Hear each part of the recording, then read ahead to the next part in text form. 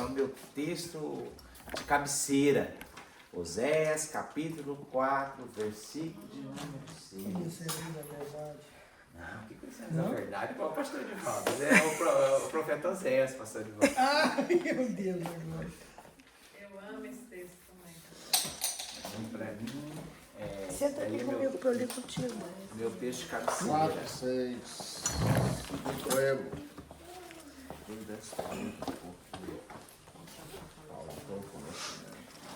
A minha 4:6? Posso falar em português, Naila? Sim. Oséias capítulo 4, versículo 6 diz assim, a palavra do Senhor: O Oséias, meu Oséias. povo... Sai daí, Zé. Meu povo, por falta de...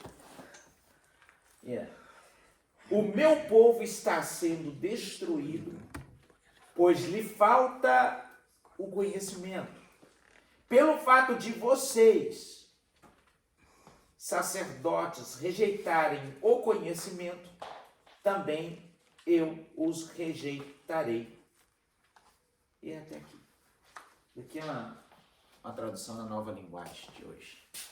Mas o meu povo foi destruído porque lhes faltou o conhecimento. E porque rejeitaram o conhecimento, eu os rejeitarei. Escola bíblica, irmãos, pra gente aqui, local, né? Nossa escola bíblica é o nosso culto piloto do ensino. Para trás, nós tínhamos culto de doutrina. Só que não tínhamos a escola bíblica. Aí nós paramos o culto de doutrina e focamos no que é a escola bíblica e tornamos a escola bíblica o nosso culto de ensino na igreja. Então, tudo que é tema de ensinamento, a gente focou no tema da escola bíblica. Mas, pós-pandemia, nós paramos com o tema da escola bíblica. A pandemia, acabamos parando.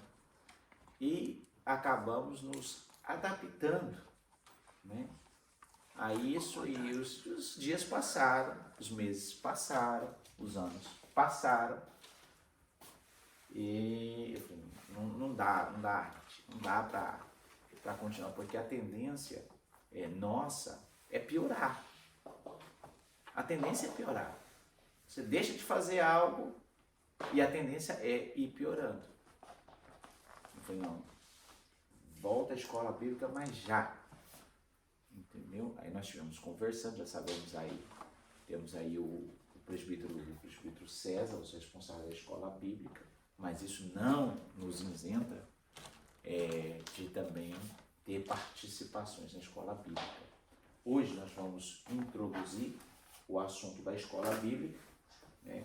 Vocês sabem aí, nós temos um material, não é um material voltado para a escola bíblica, não é um material de escola bíblica, igual quem já participou aqui sabe. Eu estava pensando, né, aproveitar que tem uma pessoa que está lá no Brasil para dar uma olhada para mim se tem na CPAD ou na Betel, não, eu queria dizer a do Silas Malafaia, esqueci o nome da editora dele, Central Gospel, se eles têm um material em espanhol.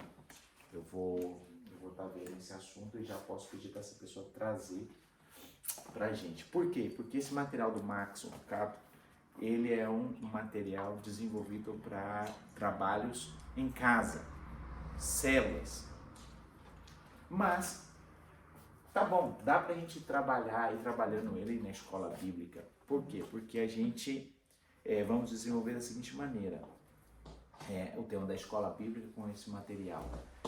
Esse material obriga o aluno da escola bíblica a ler, a estudar. Ele obriga. Esse é o bom. Só que o que acontece?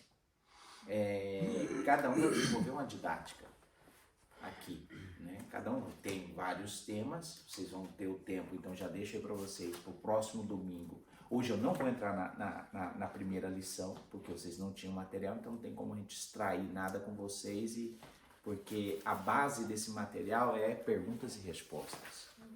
Isso eu achei interessante. E claro, isso então obriga você como aluno, sim ou sim, se você quer aprender e não ficar com vergonha, ler, responder essas perguntas e logo a gente vai tratar esses assuntos de acordo com o texto e o tema da escola bíblica. Vamos tratar esses assuntos na escola bíblica. Ah, não, pastor, eu tenho vergonha de falar. Não, isso não quer dizer porque você tem vergonha de falar que você não vai vir na escola bíblica. Entendeu? Ninguém vai estar aqui obrigando aos irmãos, todo mundo falar, vale que quer. Entendeu, irmãos? Então, sim, vocês não se preocupam, mas o que a gente quer é a participação dos irmãos. Porque assim se aprende. É errando, é se equivocando que a gente aprende o certo. Então, assim, não se preocupe, mas leiam o material, estudem. Para mim, a letra está bem pequenininha, mas é o que acontece. O que eu faço? Eu uso a tecnologia. Eu pego o celular, dou o zoom aqui. Eu faço a foto e dou o zoom e estou lendo. Assim é que eu estou fazendo, entendeu? Não viu o que eu tava Porque vendo. para mim é super pequeno. Tá? Mas vamos lá. O livro em si, o material em si, irmãos, ele está baseado dentro do livro de Mateus. Então, eu quero dar uma visão panorâmica do que é o Evangelho de Jesus segundo Mateus. E vamos ver aqui algumas coisas interessantes e coisas que a gente vai aprender ao longo aí do ensino. A intenção nossa, irmãos, é que cada livrinho desse seja um mês. Essa é a nossa intenção. Primeira, né? Que a gente trabalhe todas essas lições dentro de um mês. Né? Abre aí, só para vocês verem os assuntos que aborda isso daqui. Abre no sumário aí. Se vocês verem, são 12 lições, não é extenso, são 12 lições, em teoria seriam 12 domingos, mas claro, a intenção é ver se a gente faz no menos período possível. Vemos um pouco justo, mas a hora que a gente pegar o fio da meada, a hora que o negócio, a engrenagem começar a girar bem, a gente vai ver que a gente vai tratar temas aqui, abordar temas e vamos concluindo e vamos avançando com o tema do estudo mais rápido. Vamos lá, capítulo de número 1, a primeira lição vai falar sobre Deus em carne e osso. Segundo, gente, alguém lê aí que tá Venciendo la tentación.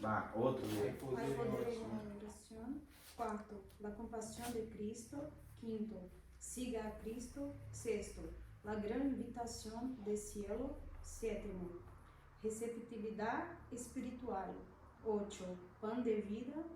9, humildad. 10, cuando nos perdemos del Mesías. 11, los últimos días. Y 12, el vive. Esses são os assuntos que nós vamos tratar dentro desse assunto desse livro. Mas vamos lá, vamos entrar no tema de Mateus. Né? Só para conhecimento, tá? Alguém sabe quando foi escrito, ou aproximadamente escrito esse evangelho? Vamos lá, eu quero ver o conhecimento dos irmãos. Isso daí não está no livrinho não, então vocês me negam para buscar. 40 ou 50 anos depois da... Não, tá mais. Eu já estudei isso, mas não lembro. Só para irmãos, isso é só dados. Isso daí, perfeito, missionária Beth. O Evangelho de Mateus ele está escrito aí por meados de 67 a 70 depois de Cristo. Aí a pergunta é, por quê? Por que se decidiu escrever? E por que esperou passar tantos anos para poder sacar a primeira obra? Vocês já pararam para perguntar, já se perguntaram por quê? É porque, claro, a gente vê as coisas na Bíblia aqui, irmãos, a gente tem que aprender uma coisa, deixar de ser ouvinte apenas. Que a maioria da igreja ela é ouvinte só da Bíblia. Ele só ouve da Bíblia o que se fala no culto. E o que fala no culto é pouco, irmãos, do que realmente traz a Bíblia. Nós precisamos entender o porquê, aprender, nos nutrir. Porque aí quando a gente começa a ouvir no culto, é como se a gente estivesse montando os quebra-cabeça. A gente começa a adquirir informação daqui, dali, adquirir informação. Aí vem para o culto, como que se a palavra do culto vem e traz um encaixe do quebra-cabeça. A gente entende, Tanto, pastor, que tem uma frase que diz assim, se você tomar água ou comer só no domingo, você vai morrer durante a semana. Por isso que tem muitas pessoas que estão mais ou menos mortos espirituais, porque não está se alimentando, não está fortalecendo o seu espiritual. entendeu? Essa é a realidade da igreja. Então o que acontece? A primeira coisa que eu faço, eu pergunto sempre quando eu estudo, o porquê. O que aconteceu? O que provocou? O que despertou em Deus? Porque, claro, toda a escritura ela é inspirada. O Espírito Santo inspirou os escritores, tanto do Antigo como do Novo Testamento. Mas o que estava acontecendo? Qual era o contexto histórico? Que era o mapa de fundo que provocou a necessidade da escrita. Porque, não, é para gerações futuras. Não, a preocupar não. Tudo que foi escrito foi para tratar de um assunto do momento. Foi para tratar de um assunto do momento. Tudo que foi escrito no Novo Testamento, as cartas de Paulo, as cartas de Pedro, do apóstolo João e cartas isoladas como de Tiago, foram para tratar algo do momento. Foi direcionada para um povo, para aquele momento. Mas a história se repete até os dias de hoje. Então serve para os dias de hoje. Serve para a gente. Por isso que dizemos que a Bíblia ela é mais atualizada do que o jornal de amanhã. Porque serve. Então vamos lá, irmão, só para detalhes de conhecimento aí, para enriquecer um pouco aí no conhecimento de vocês. Primeiro, foi escrito nessa época, de 67 a 70. O que acontecia com os cristãos? Porque, claro, uma vez que a igreja foi implantada, ela ficou. Houve a perseguição. Quando nasce o ministério do apóstolo Paulo, todo mundo sabe, os que lê a Bíblia, nasce meio da perseguição que ele encabeçava. Essa perseguição fez com que muitos cristãos, mas tudo isso estava no plano de Deus. Jesus falou lá nas últimas palavras dele antes da ascensão, ele disse que esse evangelho teria que ser pregado até o confim da terra, que o Espírito Santo ia vir, ia capacitar eles para que eles levassem o evangelho. Aí o que acontece? A igreja ela era local, ela era em Jerusalém apenas, e precisava atingir o confim da terra. E a perseguição permitiu, a perseguição local contra a igreja obrigou eles saírem. Então foi assim, como fosse assim, impulsionados pela perseguição. Beleza, tá? Até aí começou a cumprir a vontade de Deus, o evangelho ser pregado. Só que o que acontece? Passa o tempo. Outras pessoas estavam ouvindo esse evangelho. Outras pessoas estavam replicando esse evangelho. Aí aquela brincadeira de criança, de antigamente, as crianças não brincam de hoje com isso. Brincadeira do quê? Do telefone sem fio. Quantos se lembram disso? Quando já brincou? Pelo menos eu brinquei muito isso do telefone sem fio. Você fala algo aqui... Não. Você fala algo aqui... Essa pessoa fala para um, que fala para outro, que fala, e isso vai passando. Aí até chegar em você de volta para ver se é a mesma coisa que você falou. Nunca era a mesma coisa. Nunca era. Por quê? Porque o receptor da mensagem recebia e transmitia de maneira diferente. Então, quando chegou lá nessa década de 70, você vê, quantos anos se passaram? Como se estava replicando, como estava chegando ao ouvido dos ouvintes a mensagem.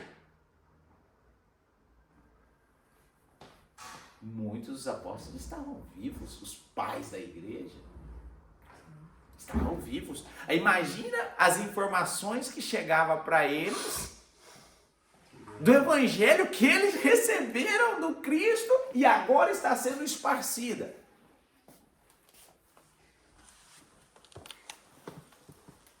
Porque o problema, irmão, enquanto estava em Jerusalém, estava fácil de controlar. A qualidade e a veracidade do ensino. Aí agora, quando sai para a Palestina, porque o evangelho estava resumidamente na Palestina, quando sai para a Palestina, saiu do controle, porque haviam igrejas que os apóstolos não tinham nem ideia. E você vê no livro dos Atos isso. Você vê? Quando eles ficaram sabendo daí do crescimento e a expansão do evangelho em Antioquia, ele falou, Barnabé, vai para lá, vai ver o que está acontecendo lá. Então o que acontece? O livro do Atos, dos Apóstolos, ele nos dá alguns detalhes que às vezes você lê e passa por cima e você não se pergunta o porquê das coisas. No dia do Pentecoste, no dia da inauguração da igreja, estava reunido, irmãos, pessoas importantes de suma influência na cultura judaica, estava reunido ali. Haviam também pessoas de fora que eram simpatizantes da cultura judaica ou que tinham uma relação comercial, mas tudo estava relacionado à religião. Então eles eram, como dizer assim, não adeptos, mas eles seriam simpatizantes da religião judaica. Então estava todo mundo, porque era uma festa religiosa, mas porém voltada para o comércio, vamos dizer assim, na linguagem do dia de hoje, era uma feira dentro de uma festa religiosa, onde se fazia negócios e adorava a Deus. Era isso. Aí o que? Deus decide que nesse momento se manifeste o Espírito Santo. Aí a Bíblia, o livro vai dizer assim, que eles ouviam nos seus idiomas maternos as grandezas de Deus. Então, ali começou a ser pregado o evangelho, eles ouviram, receberam a mensagem do reino de Deus em seus idiomas maternos. Isso deixou eles impressionados, pois falaram assim, mas como esses, todos sendo galileus, porque isso é um detalhe aí que depois falaremos, como sendo esses galileus, falam o nosso idioma. Aí essas pessoas tiveram a semente plantada no dia de Pentecostes. Essas pessoas voltaram para suas casas. Essas pessoas foram embora. E temos detalhezinhos soltos, assim, perdidos aparentemente no livro dos Atos, que nos dá a entender que o evangelho chegou em determinados lugares não pela boca dos apóstolos. Não. Chegaram por a boca de outros. Aí que está o problema. Aí que está o problema. Se você recebe da fonte e logo na hora de você transmitir, já vai ter uma perda aí. Você já não vai transmitir fidedignamente. Há uma perda. A pessoa que recebe já com uma perda, pastor Edivaldo. Ela vai processar aquilo que ela recebeu, porque eles não tinham papel, irmãos, era só informação, era só verbalizando o evangelho, não tinha nada escrito, era tudo verbalizado. É igual uma história. Você ouve uma história que 3, 4 dias você não lembra dos detalhes, você lembra da história, mas você não lembra todos os detalhes do que você ouviu. E logo você passa essa história. Quando você passa, você já passa já com perdas. A pessoa que recebe com perdas, de uma outra que passou com perdas, de uma fonte limpa que ela recebeu. E o que aconteceu? Quando chegou na década de 70, estava muito diferente. Isso daqui com um princípio. Em suma, por exemplo, porque na contagem, quando começou a contar o calendário começou a andar, mais ou menos, existe uma história aí que Jesus poderia estar até com 5 anos, quando começa a contar o tempo. Então, se for pensar nisso, mas vamos pensar não, vamos pensar que começou, então 33, seria mais 34 anos pós a morte de Jesus. Aí vamos. Assim, porque acontece que eu não quero focar, eu quero só que vocês entendam isso, eu não quero focar no tema do calendário, que é uma discrepância e muito grande. E isso, na verdade, o tempo, os anos em si, não nos agrega muita coisa, mas a origem da mensagem continua sendo a mesma e os anos não determina, sabe? Não influencia, digo eu, assim, dessa maneira. Eu falo porque passa tempo, às vezes a pessoa Sim, esquece. não, é que as pessoas esquecem. Quando eu falo 70, não era 70 anos depois do ministério de Jesus, hein? Não, o calendário que ela está dizendo, ele começou a contar no nascimento, certo? Dali passa a contar o calendário. Mas o que eu quero que vocês entendam é que, com o passar dos anos, a mensagem original foi perdendo o conteúdo, foi perdendo. E quando passa a perder conteúdo, passa de ter a mesma eficácia. É assim, é normal. Então o que acontece? Houve-se a necessidade de se escrever o Evangelho, de relatar. Aí a coisa muda, porque aí não perde a essência. Aí não perde, está aqui até hoje. E isso que foi, vamos dizer assim, foi traduzido, perdeu-se algumas coisas com a tradução? Sim, mas a essência continua a mesma. Perdeu alguma coisa? Sim, mas continua com o mesmo relato. Porque são inspirados. Entendeu? Porque o que acontece? As traduções vai variando de idioma para idioma. A riqueza literária de quem conhece o original é maior de quem não conhece o original. Entendeu? Aí, mas o importante é que a gente tem isso na nossa mão. E isso foi feito porque para não perder a essência.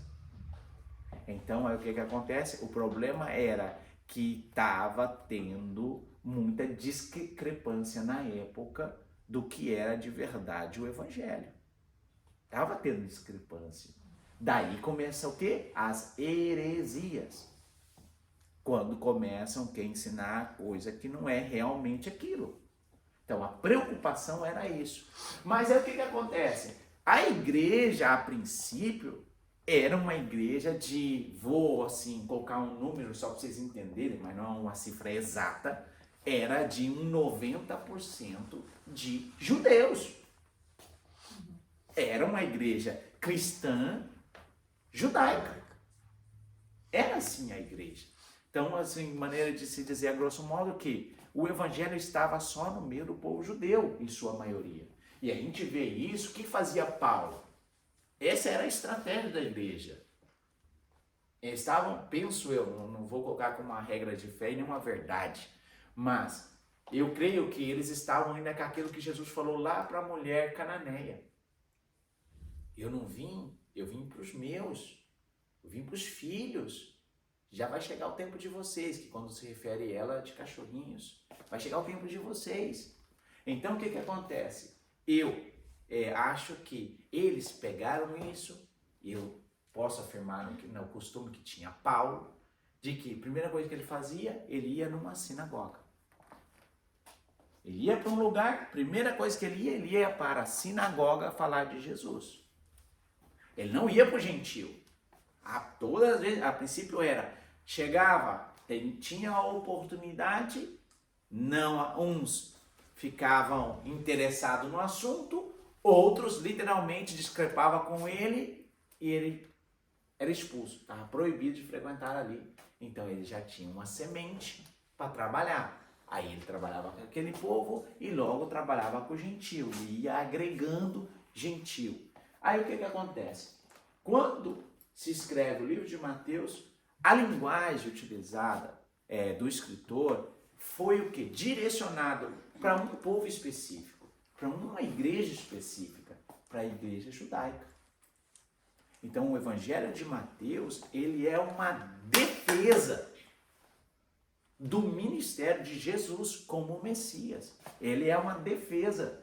Quando se escreve o Evangelho de Mateus, o escritor inspirado por Deus, através do Espírito Santo, era para demonstrar que Jesus, ele era o Messias verdadeiramente. Por que a necessidade de demonstrar que Jesus era o Messias? Por quê? Porque havia um grupo que não aceitaram a Jesus. E esse grupo tinha uma influência muito grande, que era a igreja que existia na época. Falei, não, o Messias vai vir. O Messias vai vir. Não, esse não é o Messias vai vir. Então você cresce, imagina comigo, você cresce toda a sua vida sendo educado, instruído, melhor dizendo, de que vai se levantar um Messias, um guerreiro, que vai restaurar o reino de Davi. Você cresce acreditando e ouvindo isso como regra de fé e uma verdade para a sua vida de que o reino físico ia acontecer. Então o que acontece? Aí aparece alguém falando assim, não, Jesus é o Messias. E Jesus fala assim, mas o meu reino é espiritual. Eu não vim fazer guerra com os romanos. Eu não vim trazer rebelião. Eu vou morrer. Aí imagina, você que ouviu a vida inteira de que ia ser um reino físico que ia ser estabelecido, então gera em alguns o quê? Descrença. Só que aí Deus inspira o escritor para demonstrar que Jesus verdadeiramente era o Messias. Então o evangelho de Mateus dos 4 evangelhos, é o evangelho que mais referência traz do Antigo Testamento. É o evangelho onde você vai encontrar, literalmente, você lendo, você vai encontrar o escritor demonstrando e falando de profecias lá no Antigo Testamento que respalda o que Jesus estava realizando. Então, quando Jesus nasce, você vê, já nasce dentro de profecias sendo cumpridas. Qual é a profecia mais famosa? Que é tema da primeira lição. Alguém sabe ou não? Bom, ninguém leu, né? Abre aí, Isaías, capítulo de número 7, versículo 14. Então, Jesus já nasce cumprindo uma profecia. Né? Já nasce daí. Então, Mas essa divisão está até hoje, né? não, continua. Tá igualzinho. Não, continua. Muda o personagem, as pessoas, mas a história é a mesma. Continuam as mesmas coisas. Eles continuam esperando. Mas, por isso que eu digo, é que o evangelho foi escrito para quem? Para os crentes, para os judeus, não era para os não judeus, para os não cristãos, melhor dizendo. O evangelho foi escrito o quê? Para preservar essa verdade, de que Jesus ele era o Messias.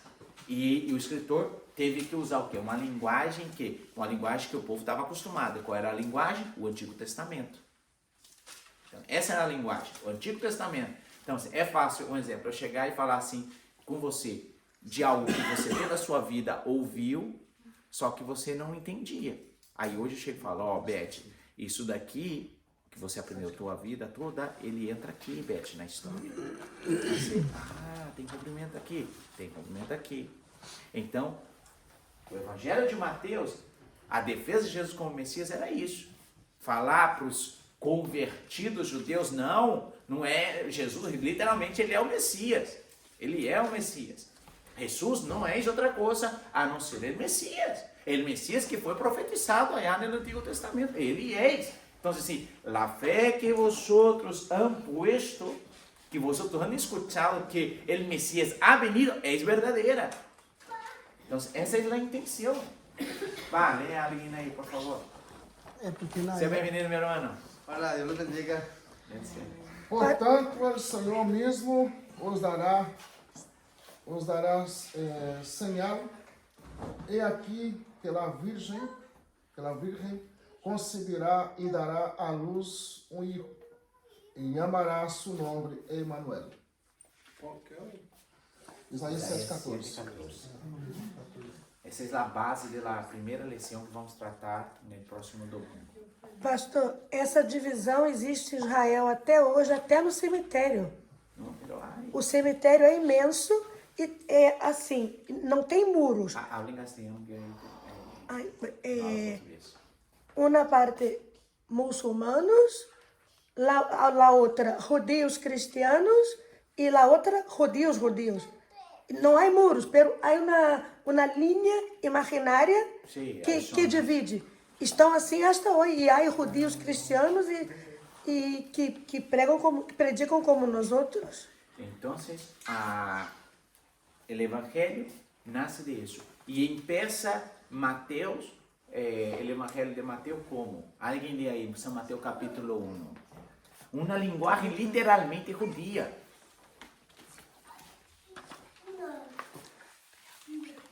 Vamos, São Mateus 1:1. Livro de la genealogía de Jesucristo, hijo de David, hijo de Abraham.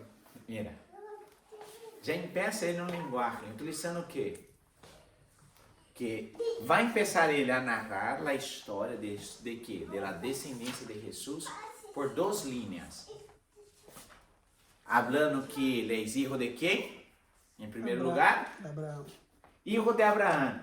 Então, ele vem de linhagem de Israel. Primeiro, del padre de Israel. E segundo, por Davi. David. Por que de Davi? Porque de Davi estava a profecia del Mesías, del rei que vinha. Então, Mateus, quando empieza a escrever, diz, mira, Jesus tem um linhagem. E seu linhagem está basado no padre de Israel e no governante, Davi.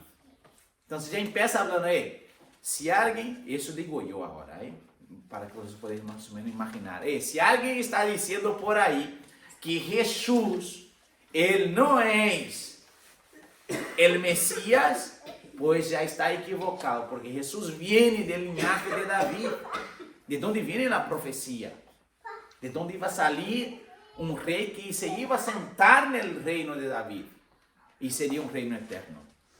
Então ele já empieza,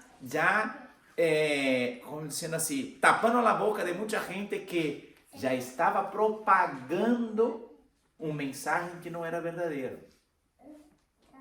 Então, aí todo o livro, se tu lê o livro de Mateus, tu vai ver várias menções de profecias que foram liberadas há siglos atrás, direta ao Messias, que Jesus estava em pleno cumprimento de eles. Isso é o que hizo o escritor. Vou aqui, porque já se acaba, é rapidito. Mira, as divisões, como se divide? He separado aqui algumas divisões do Evangelho.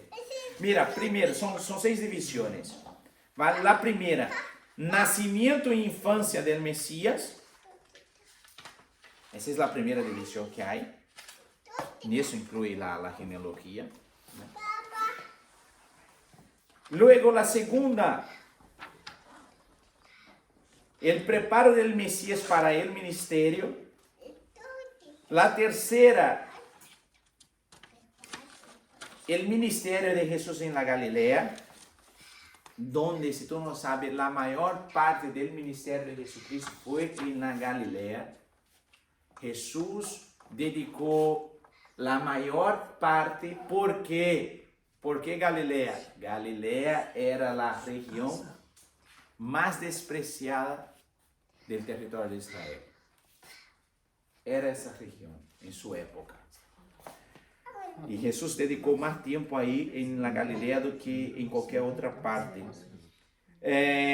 Quarto,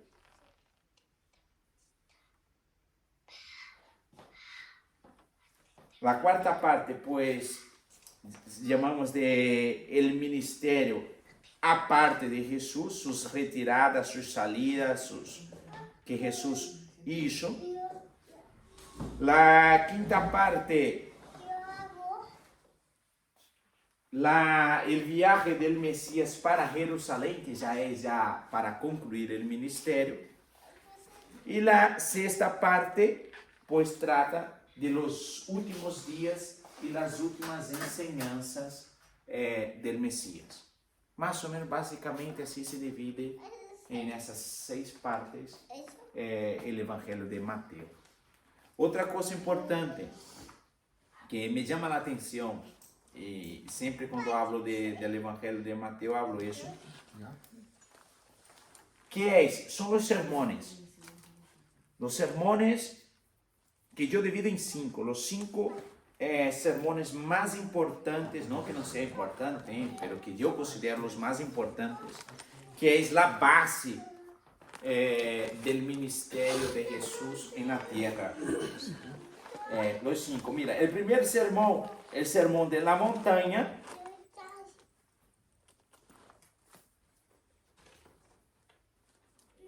El sermón de la montaña, la obra de los discípulos, el reino de los cielos, el texto, que es pequeñito, una porción que se trata, algunos llaman de textos infantil, que ya en otro tiempo hablaremos sobre el porqué de eso. El discurso escatológico, que está basado no capítulo de número 24. Então, são essas cinco separações.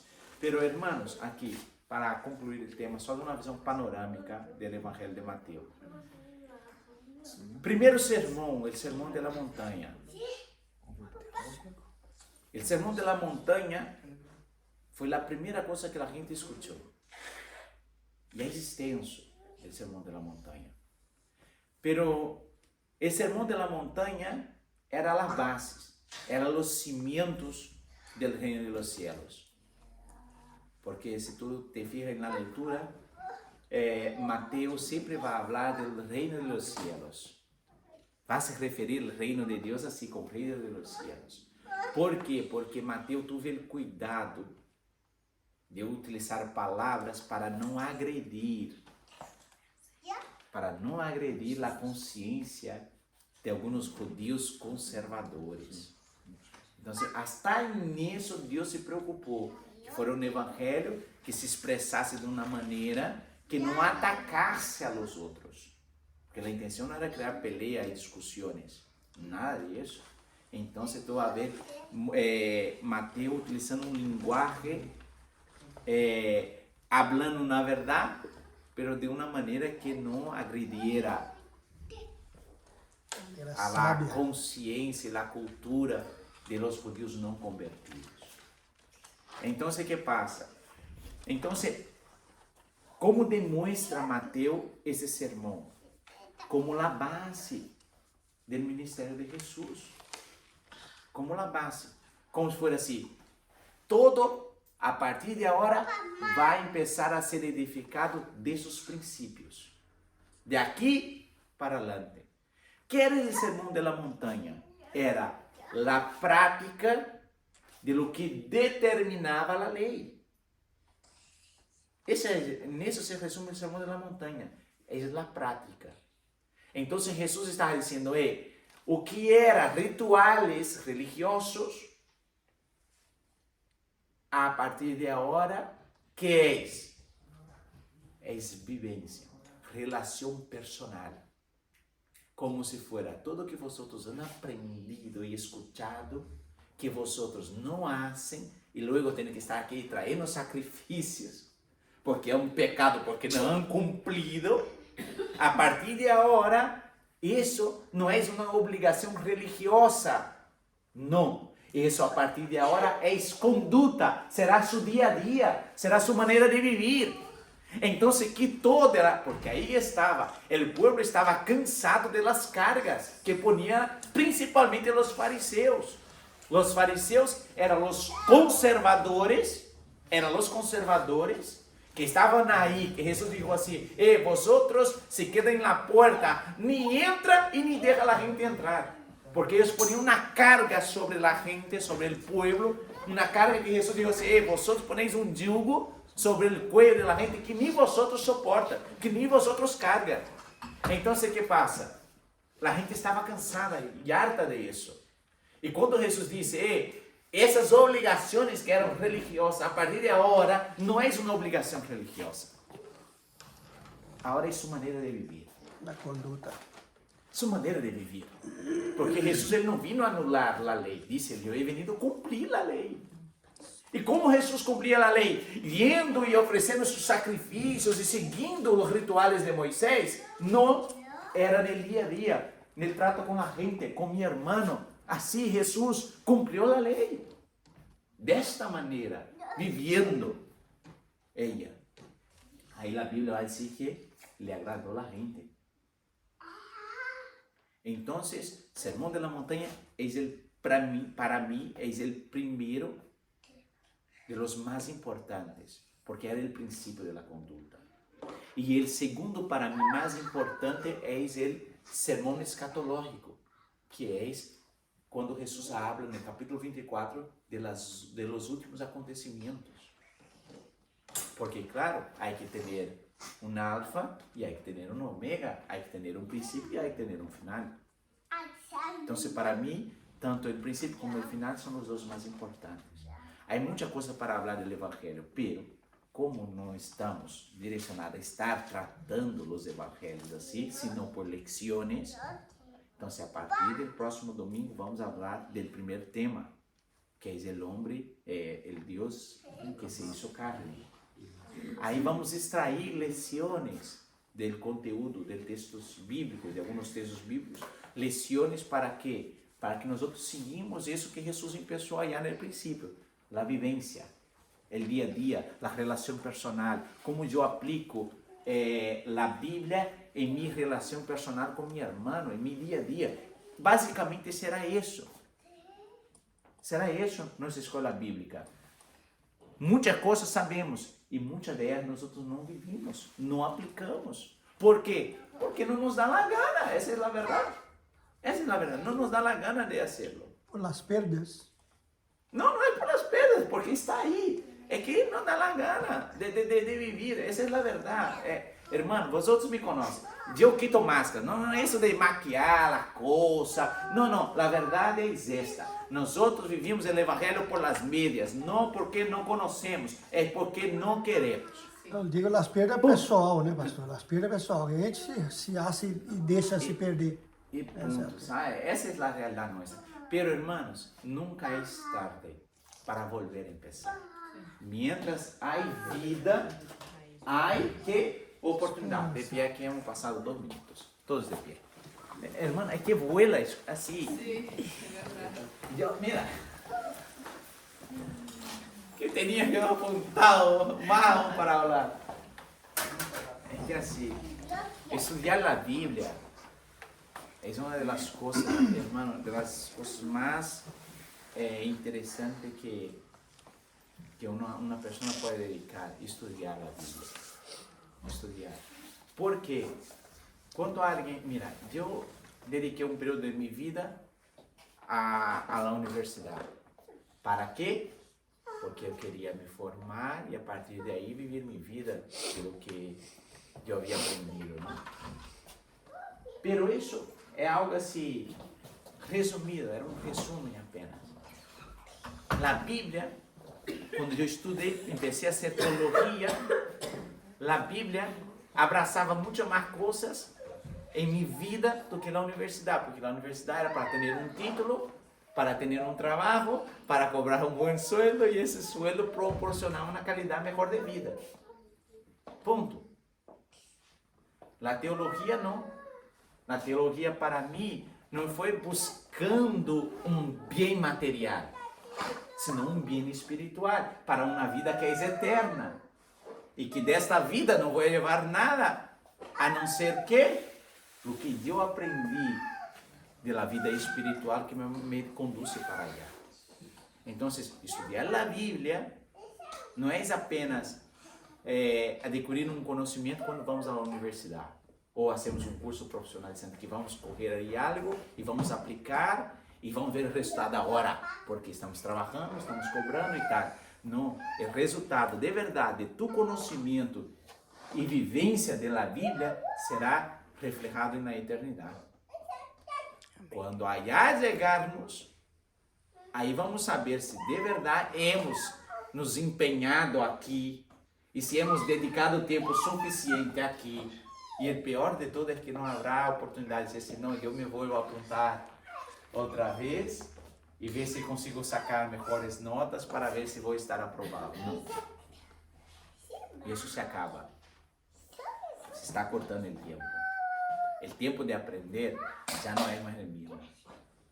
Não temos mais esse tempo. Imagina, nós para a escola bíblica, antigamente, por lo menos de onde eu vengo, éramos 2 horas. Teníamos 2 horas de escola bíblica, de enseñanza. 2 horas, professor Divaldo. Sim, sim. Y luego después del culto, a las 9 de la mañana ahí estaba, de 9 a 11. Mas era 8, né? 8. 10. De 9 a 11, ahí. Y luego por la tarde, hoy, vamos a hablar de nosotros. Tenemos 45 minutos, que eso vuela, y mucha gente no quiere. Mucha gente no quiere. Espero que vosotros sigan, Amém. que vosotros no paren en la caminada, que vosotros permanezcan, que vosotros puedan incentivar a otras personas a venir, a aprender. Amém? Ora, presbítero Hugo. Senhor Deus Pai, obrigado, Senhor, pela oportunidade, Senhor. Obrigado, Senhor, por estarmos aqui em Tu casa, Senhor, por estarmos aqui em Tu presença, Senhor. Obrigado, Senhor, por... Graças, Senhor, por nos trazer estar aqui, Senhor. Graças, Senhor, por a oportunidade de estar aqui aprendendo de Tu palavra, Senhor, aprendendo de Tu ensinança, Senhor. Graças, Senhor, por o projeto, Senhor, que has traído o pastor Wagner, Senhor. Graças, Senhor, por o pastor Juan, Senhor, que nos has traído o material, Senhor, que estamos aqui, Senhor, aprendendo, Senhor, de Ti, Senhor. Senhor, graças, Senhor. Graças, Senhor, pela oportunidade, Senhor, de estar com meu companheiro César, Senhor, fazendo Tu trabalho, Senhor, fazendo, papá, de Tu obra, Senhor, de Tu vontade, Senhor. Graças, Senhor, por cada irmão que está aqui, Senhor, e que nós outros aqui, Senhor, possamos, em nome poderoso de Jesus, papá, aprender, Senhor, e praticar de Tu palavra, Senhor, de Tus ensinanças, Senhor, em nosso dia a dia, Senhor, que isso possa ser parte, Senhor, a ser parte de nossa vida, Senhor, de nosso caminhar, Senhor, em nome poderoso de Jesus. Te dou graças, Senhor, pela vida de cada irmão, Senhor, e de cada um, papá, que se hará presente aqui, em nome poderoso de Jesus. Amém. Amém, Senhor. Hermanos, entonces